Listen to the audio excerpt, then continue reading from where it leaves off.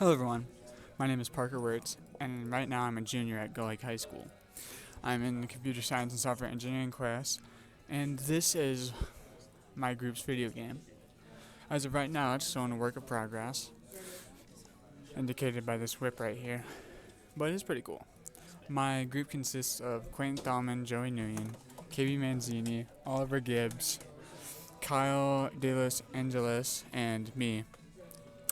And let's hop in the game real quick and see what it's all about before I show you the actual Roblox studio where we edited and made it. I'm gonna wait for our group mates to load in and go into this teleporter area. This is just like a hub for all players to get to talk and play the game all together if they wanted to when we add those features.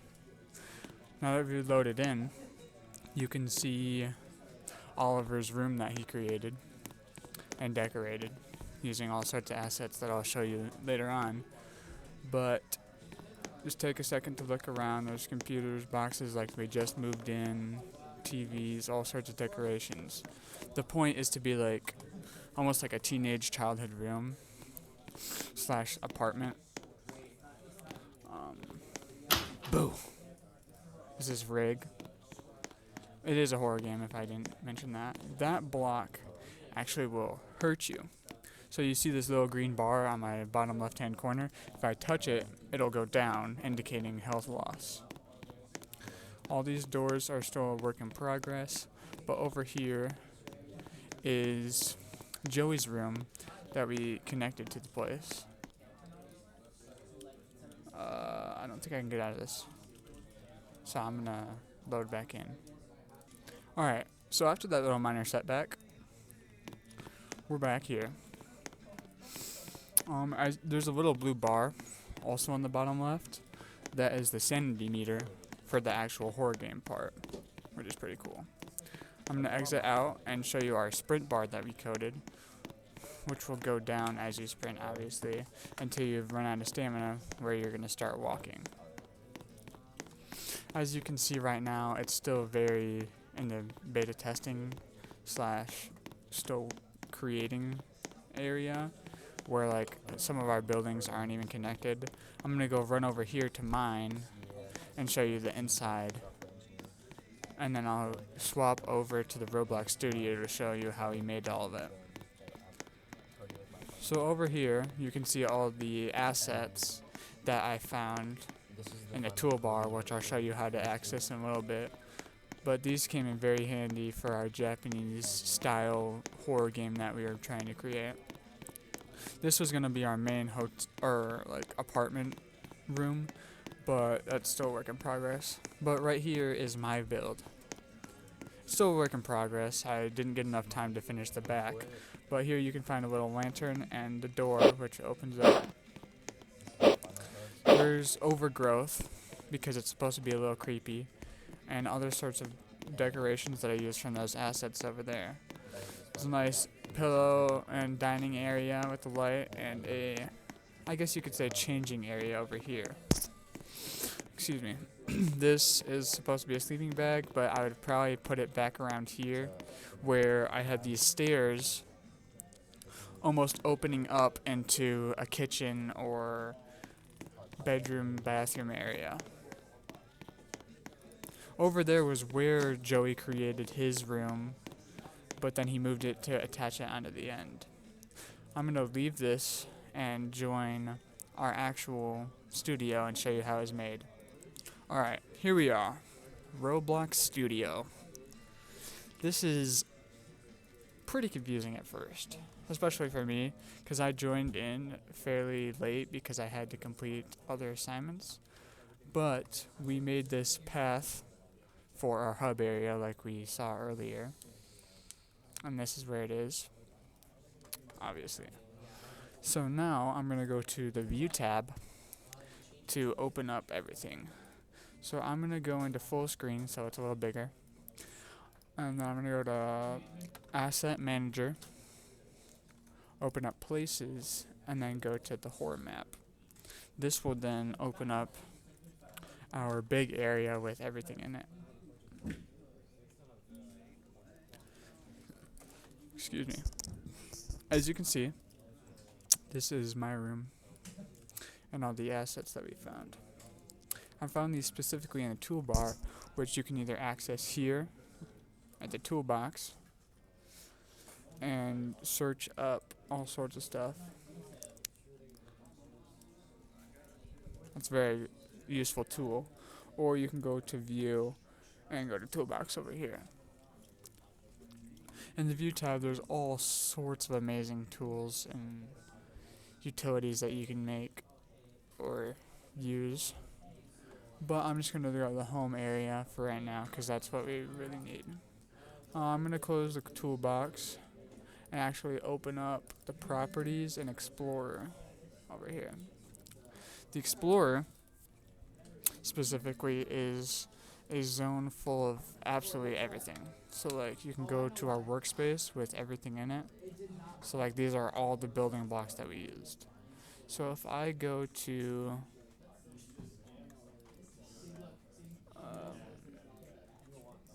rice balls, I can press F and it'll find it where it is in the world.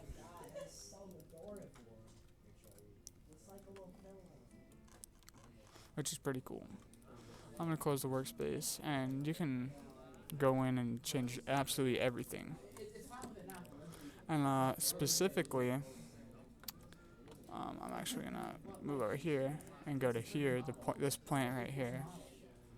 I created, or rather went in through the property menu into the behaviors of it and turned off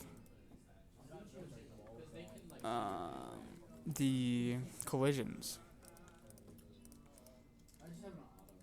Right here, it says can collide, and I obviously unchecked it so it would work, and then I had to anchor it so that it wouldn't just fall through the map and not collide with anything. And I'm gonna check back into here. What Joey forgot to do was actually anchor his build. So when I see how this isn't anchored, I could anchor the floor and now it'd be stuck there. But I'm not going to do that because it's his project. But when I got stuck in that chair, the floor was actually moving, which is actually kind of funny. But all sorts of stuff that I had to learn through this process. I'm going to show you just a little method that I did to make this, or like the very, very baseline of it, like the prototype, if you will. So I'm going to go to parts, click on the little drop down menu, and where you can select any block or building piece that you want that's like just a building block specifically, and it'll place in a block. This block can then be scaled, moved, or rotated, so I'm going to scale it up, and as you can see, like each little dot correlates to its side.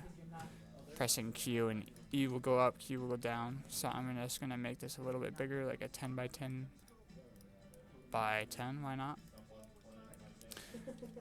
Actually, so that you can figure it out.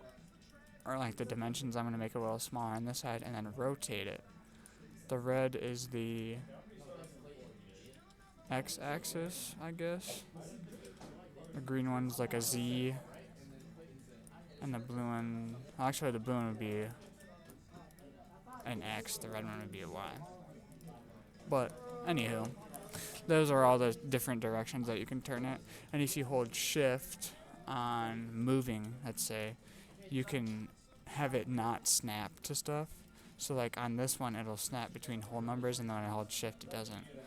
You can see all sorts of different like things down in the bottom right hand corner right there.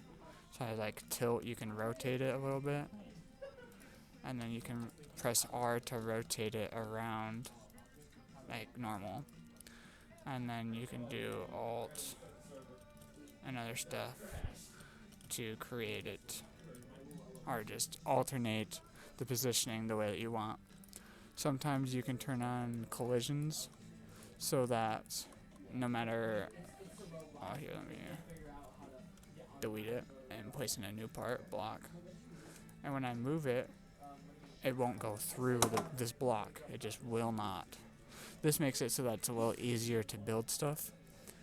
But then when I turn off collisions, you can slide it straight through, which is pretty cool and useful.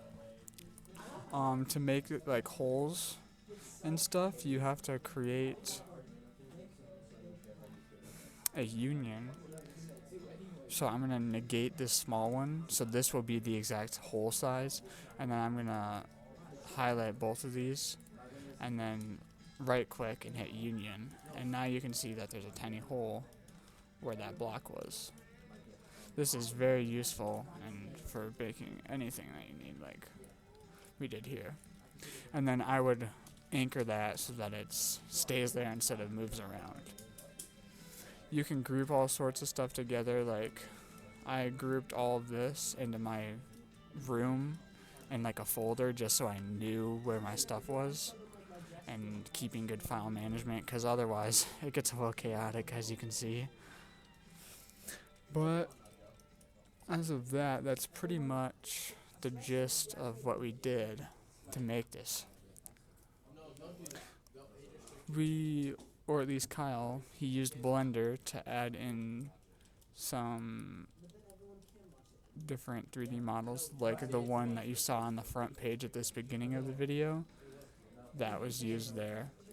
And we used scripts that were built in to edit stuff. Like when I was troubleshooting getting this bush to work so that you could actually walk through it, I started by making a script and realized that scripts are usually for player physics and stuff like that, so this white bar at the bottom and all that would be the code for it. But that's the reason why I realized that I could just turn off the collisions and stuff and make it work. I'm just gonna leave and go back to this. And yeah. I actually do want to say, if we had more time, we would probably connect. I would first finish my build, and then we would all connect it probably over here into one big like horror apartment complex, and then continue on the storyline and go into this big mansion that we would eventually finish. Also, I wanted to show this block. If you change the material, you can change it to all sorts of cool different stuff. So I'm going to make like these bricks and then go into color and change it to like this blue color. For some, oh my. Actually, I don't know why it's not working. But like, if I delete it, backspace, and just put in another part, now it'll be that. So that's pretty cool. I just want to say thank you for watching, and stay tuned for any updates or anything to our game, and please leave some recommendations to what we could add, because I've found out those recommendations are very useful. There's a bathroom. Alright, have a good day, and thanks for watching.